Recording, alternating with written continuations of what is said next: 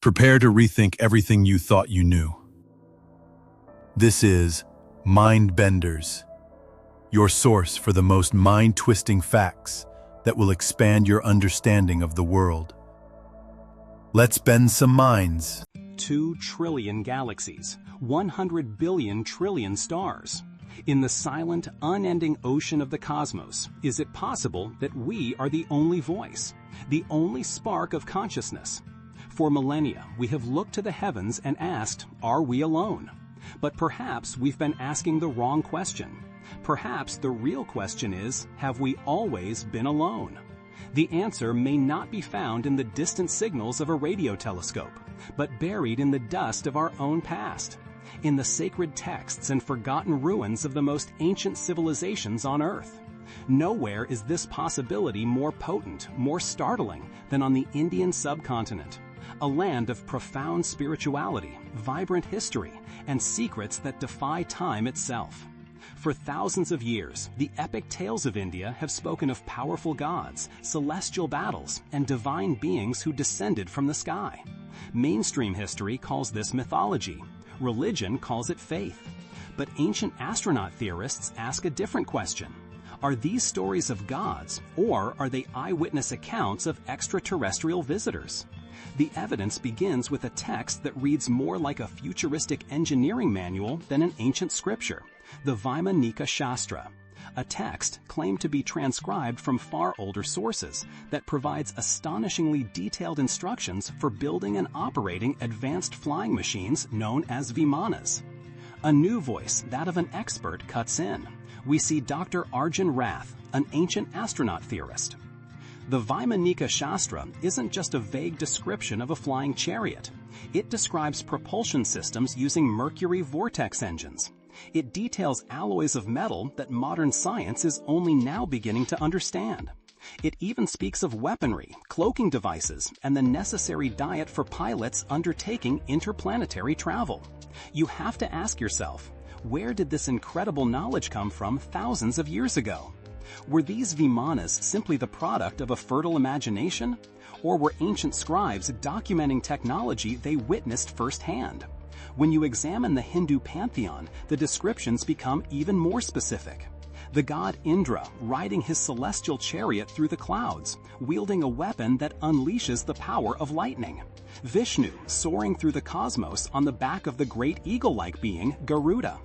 These are not simple tales of magic. They are consistent, detailed accounts of powerful beings utilizing sophisticated aerial craft to travel, observe, and wage war. The texts describe these gods descending from other worlds, or lokas, bringing with them profound wisdom and devastating power. They were teachers, rulers, and destroyers. Could it be that the figures venerated as gods were in fact flesh and blood travelers from another star system? Beings whose technological prowess was so advanced it could only be interpreted as divine. If so, the Vimanas were not chariots of the gods, but spacecraft of the astronauts. The texts are only the beginning. Carved into the rock of timeless temples and hidden in plain sight are artifacts and structures that seem to corroborate these incredible stories. Physical evidence that suggests India was once a landing ground for visitors from beyond the stars. The scene ends. Scene start. Music swells with a sense of awe and mystery. To find this physical proof, we journey to the Ellora Caves in Maharashtra, a sprawling complex of monasteries and temples. But one structure here stands apart, defying all known logic of ancient construction, the Kailasa Temple. It is the world's largest monolithic structure, a multi-story temple complex carved, not built, from a single solid piece of volcanic rock. Historians tell us this colossal feat was achieved in the 8th century, using simple hammers, chisels, and brute force. But the numbers tell a different story. An estimated 400,000 tons of rock were excavated. To accomplish this in the accepted time frame of just 18 years, workers would have to remove over 60 tons of solid rock per day, every day, with flawless precision. Is this humanly possible, or are we missing a crucial piece of the puzzle? We see Dr. Arjun Rath again, standing in front of a holographic model of the Kailasa Temple. The Kailasa temple is an engineering impossibility for its time. The process of carving a structure from the top down is incredibly complex. There is zero margin for error. One mistake, one miscalculation, and the entire project is ruined. Ancient astronaut theorists propose that the builders weren't using simple chisels.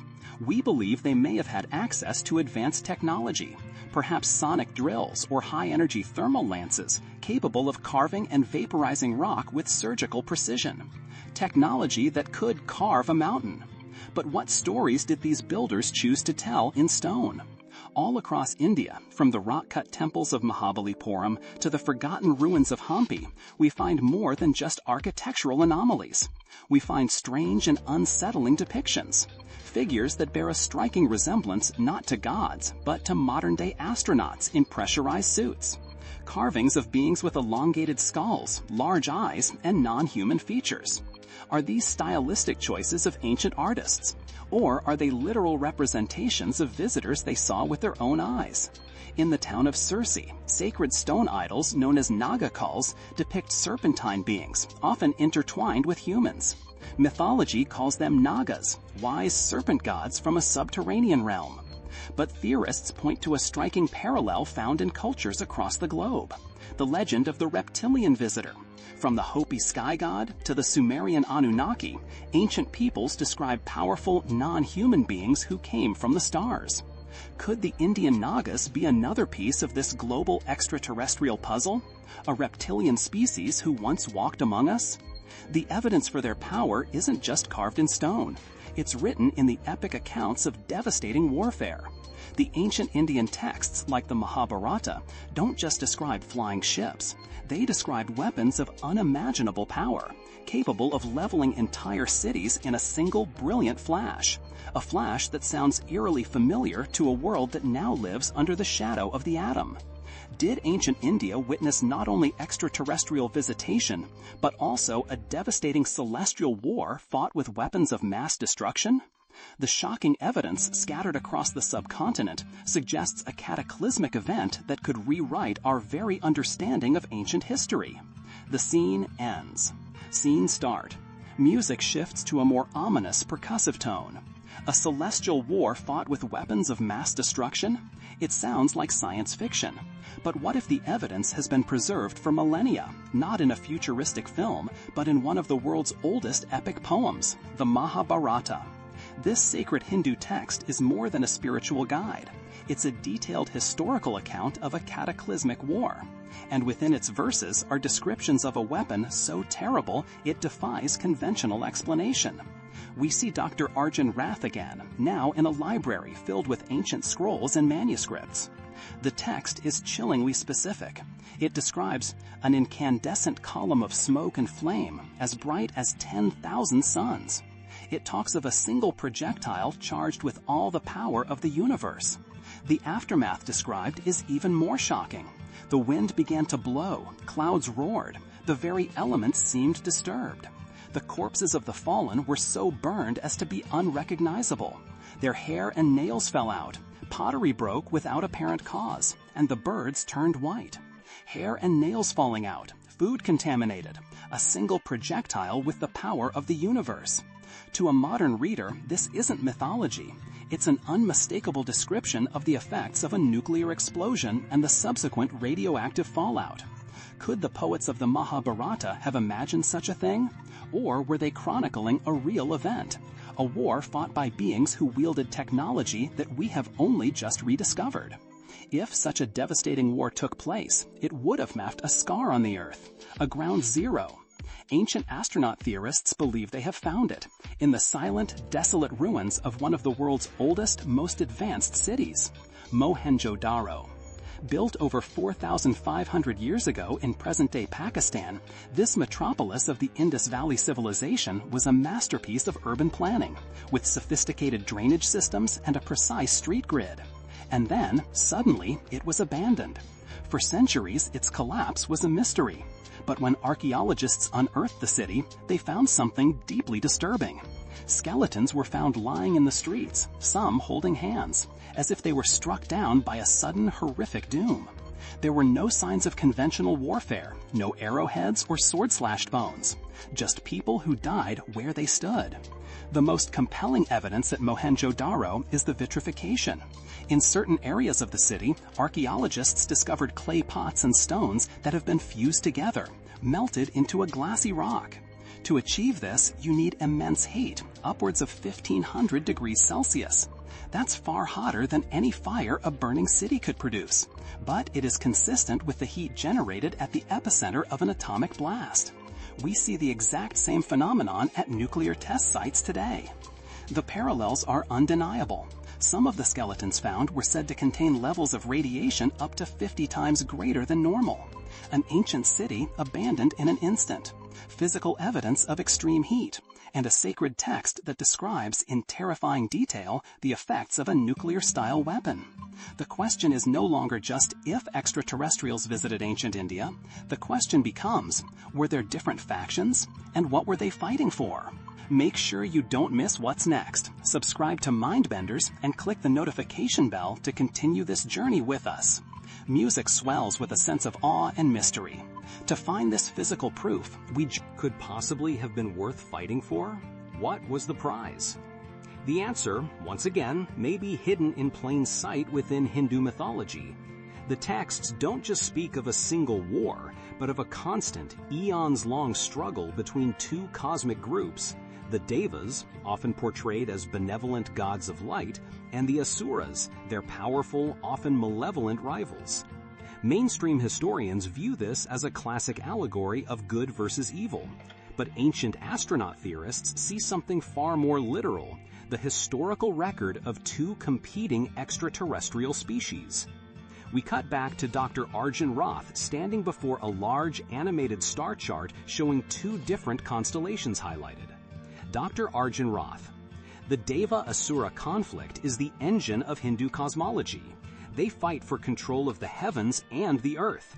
But when you strip away the mythological language, you see the detailed history of a protracted territorial dispute. We're not talking about angels and demons. We're talking about two highly advanced spacefaring civilizations with conflicting agendas for this planet. Earth may have been a strategic outpost, a rare biological preserve, or, most likely, the source of a resource so valuable it was worth risking total annihilation. Narrator, VO. A resource beyond gold or diamonds, a substance of cosmic importance. The ancient Vedic texts call it Soma, a divine drink that granted the gods immortality, immense power, and expanded consciousness. The later Puranas call it Amrita, the nectar of eternal life, which was extracted in a colossal cosmic event known as the Samudra Manthan, the churning of the ocean of milk. The myth describes the Devas and Asuras forming a temporary, uneasy alliance to churn the primordial ocean using a mountain as a churning rod and a giant serpent as a rope. From this effort, incredible treasures and substances emerged, chief among them the Amrita. Dr. Arjun Roth. This isn't just a myth. It reads like a description of a massive, planetary-scale mining or geoengineering operation. The ocean could be the Earth's molten core, or even the fabric of space-time itself. The Amrita they were extracting could be anything from a unique energy source, an exotic element needed for their technology, or, perhaps the most valuable prize of all, the building blocks of life itself. A potent genetic elixir. Narrator, VO. A war fought over the very essence of immortality. This cataclysmic struggle wasn't just fought in the heavens. The Mahabharata and other texts are clear that humans were part of these battles. Heroes like Arjuna were gifted celestial weapons and guided by the gods. Were humans simply pawns in an alien conflict? Or was there a deeper connection, a reason why these cosmic beings took such a profound interest in our ancestors? The evidence suggests that these visitors didn't just rule and fight over humanity, they altered it, they experimented, they sought to upgrade us, perhaps creating a new lineage, a race of demigods to serve as their proxies on Earth, a race of heroes whose legendary abilities were not myth, but the direct result of genetic engineering. Could it be that the ultimate prize wasn't just a substance, but us? that the true battleground for the control of Earth's destiny was not in the sky above, but written into our very own DNA. Scene end. The world is full of fascinating paradoxes, isn't it? We hope today's facts truly bent your mind. If you're ready for more daily revelations that challenge the norm, subscribe to Mindbenders. Don't forget to ring the bell so you never miss a new video. Until next time, keep questioning.